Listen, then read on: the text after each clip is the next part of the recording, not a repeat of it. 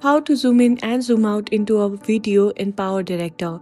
Hello everyone, welcome back to our channel. In today's video, we'll be diving into how to easily zoom in and zoom out of your videos using PowerDirector.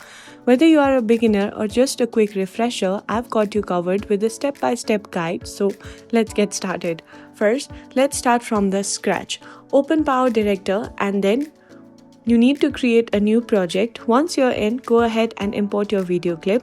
Now that the video clip is in your timeline, make sure to select it so we can start the editing. Here, select the pan/zoom option. This is where the magic happens.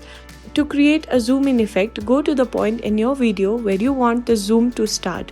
Click on the Add Keyframe at Current Location button. Now, move to the point where you want the zoom in effect to end and then add another keyframe. Grab one of the edges inwards and move the white dots to focus on the objects you want to highlight. You can see the preview of the zoomed video on the screen. Now, let's set up zoom out effect. Go to the point where you want the zoom out to start and add a keyframe again.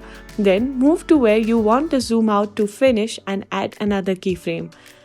Then, to finalize the zoom out, change the X and Y values of the zoom box to expand it back into its original size. This will create a smooth transitions back to the full view. Make sure to preview the effect to ensure its flow nicely. Once you have set both zoom in and zoom out effect, you can fine-tune the timing of your keyframes. And that's it, you have successfully learned how to zoom in and zoom out in PowerDirector. If you found this tutorial helpful, please give it a thumbs up, subscribe to our channel for more tips and tricks. Let us know in the comments if you have any questions or there is a specific topic you would like us to cover next.